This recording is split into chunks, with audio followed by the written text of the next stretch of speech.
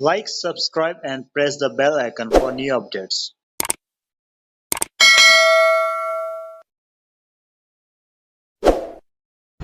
نحمده ونصلي ونسلم على رسوله الكريم اما بعد فاعوذ باللہ من الشیطان الرجیم بسم اللہ الرحمن الرحیم من اجل ذالک كتبنا على بنی اسرائیل انه من قتل نفسا بغیر نفس او فساد فی الارض فَكَأَنَّمَا قَتَلَ النَّاسَ جَمِيعًا وَمَنْ أَحْيَاهَا فَكَأَنَّمَا أَحْيَا النَّاسَ جَمِيعًا وَلَقَدْ جَاءَتْهُمْ رُسُلُنَا بِالْبَيِّنَاتِ ثُمَّ إِنَّ كَثِيرًا مِّنْهُمْ بَعْدَ ذَلِكَ فِي الْأَرْضِ لَمُسْرِفُونَ صدق اللہ العظیم۔ اللہم صلی علی سیدنا و مولانا محمد وعلی آل سیدنا و مولانا محمد وبارک وسلم ثم صلی علیہ۔ کل کے درس کے اندر اور ما قبل کی آیات میں حضرت آدم علیہ السلام کے دو بیٹوں حابیل اور قابیل کا واقعہ ہم نے ذکر کیا۔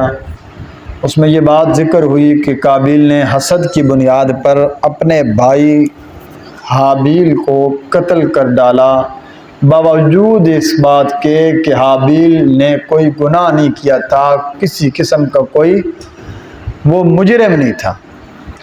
اب یہ جو بات چلی آ رہی ہے نا، یہ واقعہ آپ نے سنا، ہم نے آیتوں کا ترجمہ پڑھا، اسی بنیاد کو، اسی واقعے کو بنیاد بنا کر آج کی آیت کا جو اللہ سبب ذکر کر رہے ہیں کہ چونکہ قابیل اس نسل انسانی کا ایک فرد تھا اور حابیل بھی اس نسل انسانی کا ایک فرد تھا اور بالکل ابتدائی افراد میں سے ہیں، تو لہٰذا قابیل نے بطور انسان کے ایک بھائی اپنے کو حابیل کو قتل کر ڈالا۔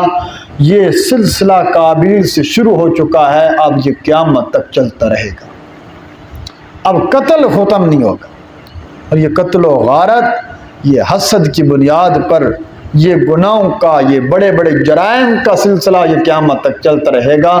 اللہ کہتے ہیں ہم نے اسی بنیاد پر خاص طور پر بنی اسرائیل میں اور عام طور پر تمام لوگوں کے اندر یہ بات رکھ دی ہے کہ اب یہ ہیں ایک دوسرے کو قتل کرتے رہیں گے۔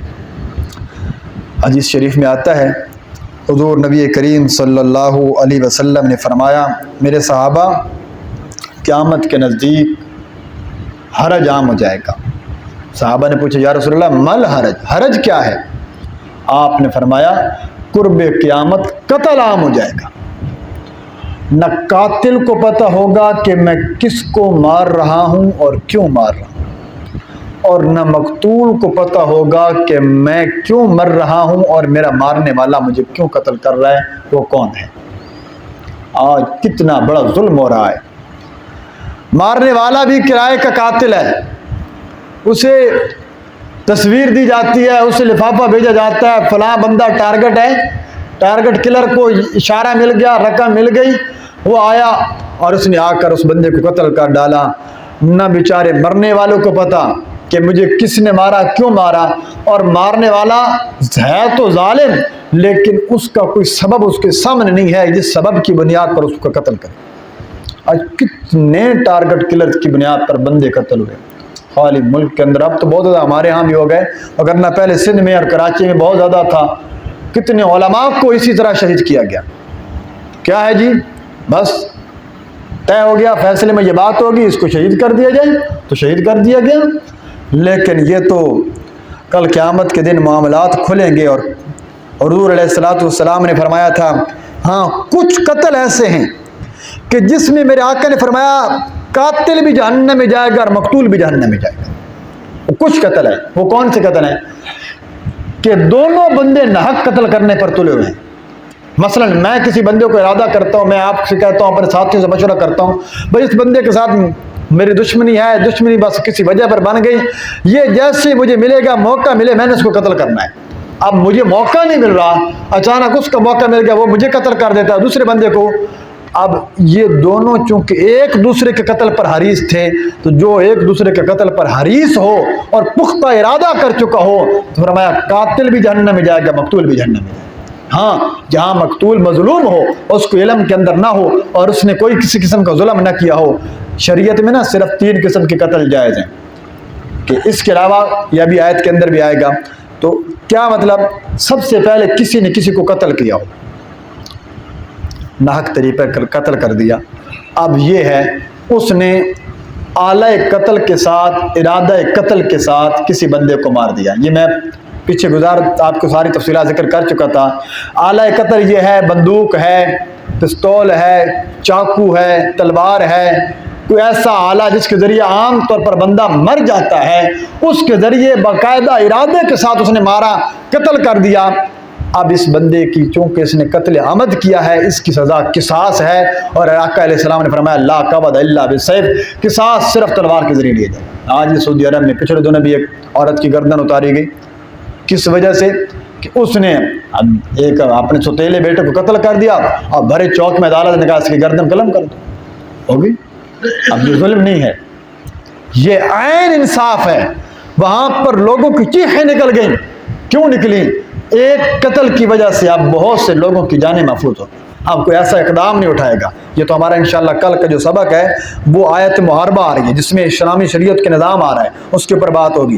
تو آلہ قتل کے ساتھ کوئی قتل، اس کو بدلے میں قتل کیا جائے گا، لیکن اپنے ہاتھ میں قتل نہیں لینا۔ آج 80% دشمنیاں ہمارے ملک میں، پوری دنیا میں کیوں ہیں؟ ہر بندہ اپنا قصاص خود لیتے پھر رہا ہے۔ قصاص خود لینے کی اجازت کبھی بھی نہیں، شریعت کبھی آپ کو قانون ہاتھ میں لینے کی اجازت نہیں دے گی۔ آپ عدالت کے ذریعے، حکومت کے ذریعے، حکومت وقت کام ہے کسی قاتل کو اس کے مقصود، ہاں حکومت اپنے وقت میں اپنے فریضے میں کوتاہی کر رہی ہے، اس کا وبال اس کے اوپر ہوگا۔ تو یہ اس قتل کے حوالے سے بات ہو رہی تھی۔ تو اللہ رب العزت نے فرمایا کہ اب یہ سلسلہ جو ہے وہ چلتا رہے گا اور یہ قیامت تک رکتا نہیں ہے۔ تو بہت اچھا ہے وہ انسان جو بغیر کسی سبب کے کسی بندے کو قتل نہ کرے، اگرنہ جو کسی بندے کو قتل کر بیٹھے گا تو فرمایا کہ وہ بندہ بھی ایسے لوگوں میں خسارہ اٹھانے والوں کے اندر شمار ہو جائے گا۔ آیت کا پہلا حصہ دیکھیے جی، اسی آیت کے اندر اللہ رب العزت اسی قانون کو ذکر کر رہے ہیں جو ہم نے ابھی ذکر کیا جائے۔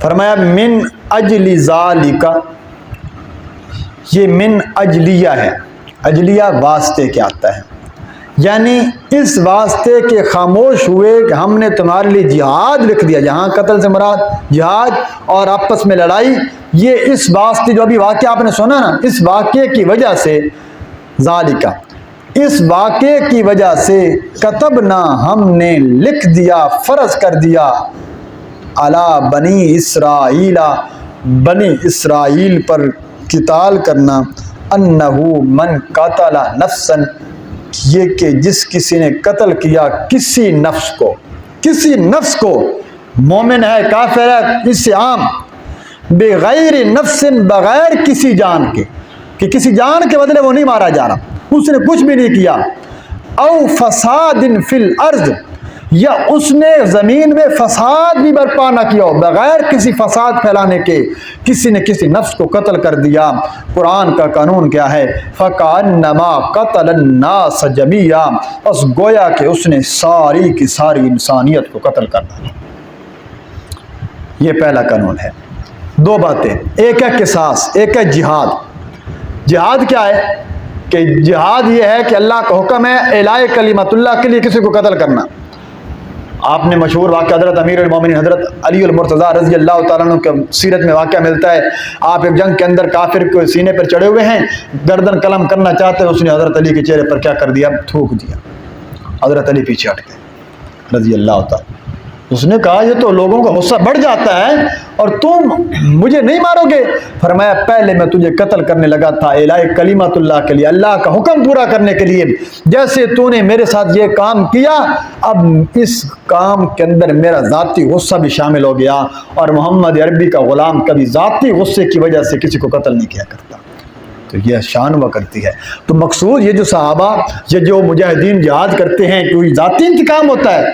کبھی بھی ذاتی انتقام نہیں ہوگا۔ وہ جب بھی لڑیں گے اللہ کے حکم کو پورا کرنے کے لیے لڑیں گے، اور قیامت تک جہاد بھی باقی رہنا ہے۔ دنیا کے کسی خطے میں ظلم ہو رہا ہے، مسلمانوں کو حکم ہے اعلاء کلمت اللہ کے لیے، اللہ کے دین کی سربلندی کے لیے جہاد کرتے رہو۔ اور یہ تو پھر دنیا کا کوئی انسان یہ نہیں کہہ سکتا کہ آج جہاد مکمل ہو چکا۔ آج بڑے بڑے لوگ آتے ہیں، وہ کہتے ہیں اب جہاد پورا ہو چکا، جب کیا ضرورت ہے؟ جہاد کبھی بھی مکمل نہیں ہوگا۔ جہاد تب تک مکمل نہیں ہوگا جب تک پوری دنیا پر خدا کا نظام نافذ نہ ہو جائے، اور یہ قیامت تک جاری رہے گا۔ تو فرمایا اس نے بغیر کسی نفس کے قتل کیا، بغیر کسی نفس کے، یعنی وہ قتل کی قسم میں ذکر کر رہا تھا، تو کسی نے کسی کو قتل کیا تو اس کے بدلے میں اس کو قتل کیا جائے۔ نمبر 2، حربی کافر کو قتل کیا جائے گا، آپ جہاد میں گئے اس کو قتل کر دو۔ نمبر 3، کوئی مسلمان مرتد ہو جائے، دائرہ اسلام سے نکل جائے، اس کو 3 دن کی مہلت دی جائے گی، اگر وہ واپس نہ آئے تو اس کو بھی کیا کر دیا جائے گا؟ قتل کیا جائے گا۔ ہاں، وہ حربی نکال دیں، اگر شادی شدہ مرد یا عورت زنا کر لے اور زنا کا ثبوت ہو جائے تو ان کو بھی پتھر مار مار کر سنسار اور رجم کر کے اس کو بھی قتل کر دیا جائے گا۔ یہ تو وہ ہیں جو شریعت نے کہا ہے کہ یہ ایسے قتل کرنا جائز ہے، اور کہیں پر واجب ہے، کہیں پر جائز ہے، اور جب تک عدالت میں معاملہ نہ پہنچے، کوئی بندہ توبہ کر لے اس کا اپنا معاملہ، لیکن عدالت میں آئے تو پھر حد ساکت نہیں ہو سکتی۔ یا زمین میں کوئی بندہ فساد پھیلائے، اگر کوئی باغی بن جائے نا، باغی کیا کہتے ہیں؟ اسلامی حکومت کے خلاف بغاوت کرنے والا اور فساد پھیلائے اگر کوئی بندہ، تو اس کا قتل بھی حکومت وقت کے لیے جائز ہو جایا کرتا ہے۔ ہاں، بعض حالات کی بنیاد پر اس کا، پرانے حکومتوں میں بغاوتیں جب ہوتی تھیں، اس کے علماء سے فتویٰ لیا جاتا تھا کہ اس کی گنجائش ہے یا نہیں ہے، اس کے مطابق وہ فساد کو ختم کرنے کے لیے کہ اس کی وجہ سے ایسا نہ ملک کے اندر فساد آ جائے اور قتل و غارت کا بازار گرم ہو جائے، اس کو روکنے کے لیے باغیوں کا سر قلم کیا جاتا تھا۔ امیر المومنین حضرت عثمان بن عفان رضی اللہ تعالیٰ عنہ کی جب باغیوں نے گھر کا محاصرہ کر لیا نا، حضرت ابو ہریرہ رضی اللہ تعالیٰ عنہ فرماتے ہیں کہ میں گیا حضرت عثمان رضی اللہ تعالیٰ عنہ کے پاس، اور میں نے جا کر عرض کی، امیر المومنین میں آپ کے ساتھ رہنا چاہتا ہوں اور ان کے ساتھ قتال کروں، میں لڑنا چاہتا ہوں۔ تو حضرت عثمان رضی اللہ تعالیٰ نے فرمایا کہ تم مجھے گنہگار کرنا چاہتے ہو؟ تم اگر لڑو گے، ایک بندے کو مارو گے، جنگ چھڑ جائے گی، اور کتنے مظلوم انسان یہاں پر مارے جائیں گے، بے گناہ انسان مارے جائیں گے، اور میں نبی کے شہر میں کبھی قتل کی اجازت نہیں دوں گا۔ یہ حضرت عثمان کی وہ شان ہے، اور حضرت عثمان رضی اللہ تعالیٰ عنہ کا وہ مقام ہے، یہاں پر اپنے آپ کو قربان تو کر دیا۔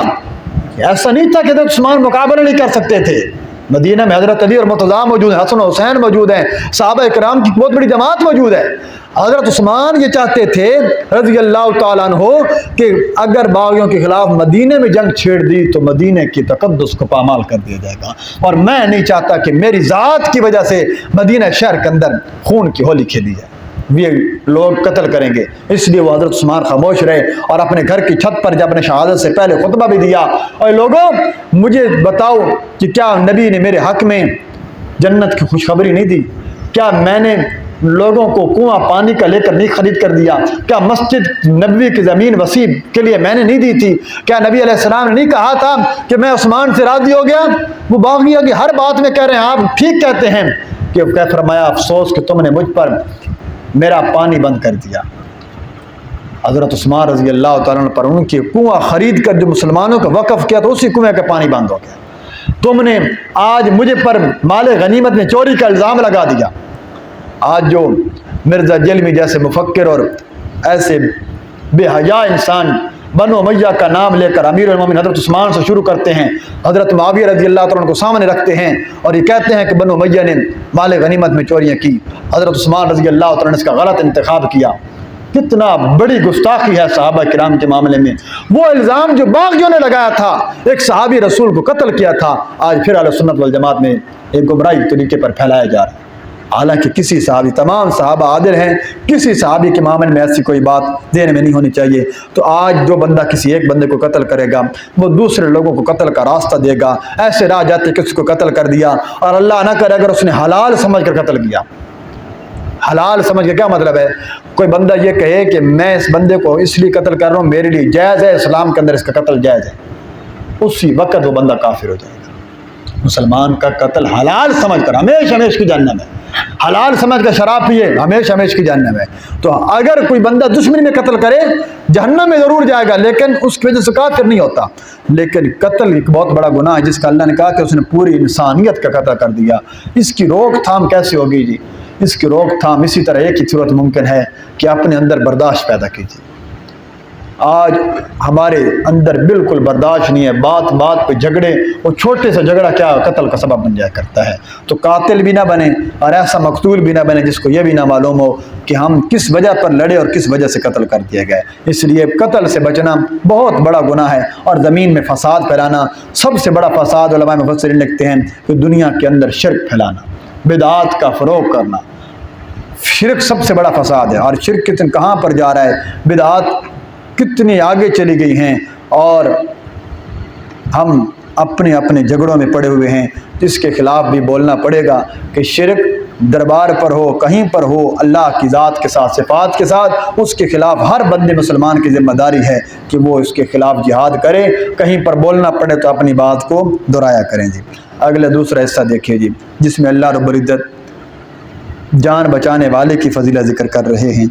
فرمایا ومن احیاہا، جس کسی نے کسی ایک نفس کو زندہ کیا، اوپر تھا من قتل نفسا، اب ہے ومن احیاہا، ہا ضمیر نفسن کی طرف جا رہی ہے۔ جس کسی نے کسی ایک نفس کو زندہ کیا، فَكَأَنَّمَا أَحْيَا النَّاسَ جَمِيعًا، پس گویا کہ اس نے ساری کی ساری انسانیت کو زندہ کر ڈالا۔ اور ایک مرتبہ انسان کو جان بچا لینا، گویا کہ پوری خلقت کو اس نے جان بچا لی ہے۔ ہاں اس میں یہ بھی داخل ہے کسی کو ناحق طریقے پر نہ بچائے۔ مثلا ایک ظالم ہے، قاتل ہے، ہمارے سامنے اس نے قتل کیا ہے، اور کوئی بندہ اس کی گواہی دینے کے لیے پہنچ جائے۔ آج کتنے لوگ ہیں جی جو سر عام قتل کے قاتلوں کے حق میں گواہی دینے، برادری کی بنیاد پر، دوستی کی بنیاد پر، ایسی گواہی دینا حرام ہے، ایسی گواہی دینا گناہ کبیرہ ہے۔ برادری ہو، سگا بھائی کیوں نہ ہو، پیچھے آپ کا سبق میں گزرا، اللہ کہتے ہیں تمہارا قریبی رشتہ دار بھی کیوں نہ ہو، تم نے ایسے بندے کے حق میں گواہی دینی جو ظالم ہو۔ تو ہم آج کیا کرتے ہیں، آج لوگ کیا کرتے ہیں، دوستی کی خاطر عدالت میں جا کر گواہی دے دی جھوٹی، جی میں موقع پر موجود تھا، اس نے کیا کیا، قتل نہیں کیا، یہ موجود نہیں تھا۔ حضرت عمر رضی اللہ تعالیٰ عنہ کا فرمان آپ کو پتہ ہے کہ کسی ایک بندے نے کسی بندے کو، اگر 50 لوگوں نے بھی کسی ایک بندے کو قتل کیا تو میں سب کو قتل کروں گا۔ حضرت عمر کو بھی شروع میں تعامل تھا، وہ اس بارے میں ان کو یقینی رائے نہیں تھی کہ اگر ایک بندے کو کئی بندے مل کر قتل کریں سب کو قتل کیا جائے گا۔ حضرت عمر پریشان بیٹھے ہیں، حضرت علی المرتضیٰ رضی اللہ تعالیٰ عنہ تشریف لائے، پوچھا امیر المومنین کیا بات ہے؟ تو حضرت عمر نے فرمایا کہ پریشان ہوں، ایک بندے کو 2 بندوں نے مل کر قتل کر ڈالا ہے، کیا اب ان دونوں کو قتل کروں یا کیا کروں؟ تو حضرت علی رضی اللہ تعالیٰ عنہ، اللہ نے بڑی ذہانت اور بڑا علم عطا کیا تھا، تو فرمایا امیر المومنین ایک مسئلہ بتلائیے۔ مسئلہ کیا؟ اگر 2 بندے مل کر کسی کا اونٹ چوری کر لیں، کسی کا اونٹ چوری کر لیں، تو ایک کا ہاتھ کاٹیں گے کہ دونوں کا؟ حضرت عمر نے فرمایا دونوں کا ہاتھ کاٹوں گا۔ آپ نے فرمایا حضرت علی المرتضیٰ رضی اللہ عنہ، جب وہاں دونوں کا ہاتھ کاٹتے ہیں تو پھر یہاں بھی دونوں کی گردنیں قلم کریں۔ اس دن حضرت عمر فرماتے ہیں میرے دل کو اطمینان ہو گیا، اب فرمایا کہ 50 بندے بھی ایک بندے کے قتل میں شریک ہوں گے، سب کو قتل کر ڈالوں گا۔ تو لہٰذا ایک کے قتل میں کوئی جتنے بندے شریک ہوں، مشورے دینے والا کسی لحاظ سے بھی شریک فی القتل ہوا، اس کو بھی قتل کیا جائے گا، کیونکہ وہ بھی قتل میں معاون ثابت ہوا ہے۔ ہاں کسی نے بچا لیا زندگی کو، تو زندگی بچانا ایک بہت بڑی بات ہے، اور زندگی بچانے کی جہاں پر دیکھیں آپ کی گواہی سے کوئی بندہ بچ جاتا ہے اور وہ مظلوم ہے، وہاں گواہی دیں۔ آپ کے کسی فعل سے کسی بندے کی زندگی بچ سکتی ہے، وہ بھی، یہ ضروری نہیں ہے کہ وہ اس کو پھانسی دی جا رہی ہے آپ نے جا کے بچا لیا۔ کتنے بھوکے ہیں جو بھوک کی وجہ سے مر جاتے ہیں، کتنے لوگ پاکستان میں وہ ہیں جو بھوک کی وجہ سے خودکشی کر لیتے ہیں۔ اگر آپ اس کا خیال رکھتے ہیں اور بچا دیتے ہیں کہ وہ تاکہ خودکشی نہ کرے، تاکہ ان کے معاملات میں ایسا معاملہ پیش نہ آئے، ان کی مدد کر دیتے ہیں، تو وہ بھی آپ نے ایک زندگی بچائی ہے۔ تو یہ زندگی، اور اسی زندگی مارنے اور بچانے میں وہ عمل بھی داخل ہے جو 4 مہینے کے بعد ساقط کروا دیا جائے۔ 4 مہینے سے پہلے اگر کوئی ماہر ڈاکٹر کہہ دے کہ بھائی واقعتاً یہ جو ہے نا بچہ، اس کی پیدائش خلقت صحیح ٹھیک نہیں ہے، بعد پیدا ہو انتہائی معذور ہوگا، تو روح ڈالنے سے پہلے اس کی ساقط کی گنجائش ہے۔ 4 مہینے کے بعد بچے میں روح آ جاتی ہے، اس کے بعد اس کا ساقط کرانا، اس کا گرانا، یہ قتل کے اندر داخل ہے۔ فرمایا یہ وہ بھی انہی قتل و مقتولوں میں قیامت کے دن پوچھا جائے گا کہ کس گناہ کے جرم میں ان کو قتل کیا گیا. تو ایسا کام بھی آج ہو رہا ہے اسپتالوں میں, کیا کچھ ہو رہا ہے. تو اللہ تعالیٰ کے عذاب کو دعوت دی جا رہی ہے. تو ہر کام جہاں پر آپ کی وجہ سے کسی ایک انسان کی جان بچتی ہے وہاں پہنچ جائیے. اللہ کہتے ہیں آپ کی وجہ سے پوری دنیا انسان کو گویا آپ نے بچا لیا. اور آخر میں اللہ اسی بات کو فرماتے ہیں کہ یہ صرف قانون نہیں ہے, بلکہ اس کے لیے ہم نے تمہارے پاس بڑے واضح دلائل بھیجے ہیں, لیکن تھوڑے ماننے والے مانتے ہیں, نہ ماننے والے پھر بھی نہیں مانیں گے. فرمایا وَلَقَدْ جَاءَتْهُمْ رُسُلُنَا بِالْبَيِّنَاتِ, البتہ تحقیق جاءتہم آتے رہے ان لوگوں کے پاس وقتاً فوقتاً تاکید کرنے کے لیے آتے رہے رسولنا ہمارے رسول بالبینات بڑے واضح دلائل لے کر, بڑے واضح دلائل لے کر ہمارے رسول وقتاً فوقتاً ان کے پاس آتے رہے, لیکن انہوں نے پھر بھی نہ مانا اور قتل کرنے سے دریغ نہ کیا, اور وہ کہتے رہے قتل کرنا بہت بڑا گناہ ہے, اور پھر بھی وہ قتل کرتے رہے. اللہ کہتے ہیں ثم ان کثیرا منہم, پھر بے شک بہت سارے لوگ ان میں سے بعد ذالک دلائل آ جانے کے بعد بھی فی الارض زمین کے اندر لمسرفون, وہ اسراف کرتے رہے. اسراف کا سب سے بڑا گناہ انہوں نے یہ کیا کہ انبیاء کو قتل کر ڈالا, اس کے بعد ان کے جانشینوں کو قتل کر ڈالا. اور آج بھی دنیا میں علماء کو قتل کیا جاتا ہے, صلحاء کو قتل کیا جاتا ہے. کسی ایک انسان کو بھی قتل کرنا یہ زمین میں فساد پھیلانا ہے. اور اللہ کہتے ہیں دلائل آ جانے کے بعد جو قتل کرتا ہے ایسے بندے بھی ان کا ٹھکانہ بھی جہنم ہوتا ہے. اس سے اگلی آیت جو ہے اس کو آیت محاربہ, قرآن کی جو سزائیں ہیں جو اللہ نے متعین کر دی ہیں اس کے بارے میں احکامات آ رہے ہیں. تو فرمایا آج کے سبق کا خلاصہ یہی ہے کہ جہاں پر ہو سکے کسی قسم کے ایسے جھگڑے سے انسان اپنے آپ کو بچائے جس کا انسان کا انجام وہ قتل کی طرف لے جائے. اور اگر آپ کی وجہ سے کسی ایک انسان کی جان بچ سکتی ہے تو اس کے اندر جتنا انسان کوشش کر سکے. اللہ تعالیٰ سے دعا ہے اللہ تعالیٰ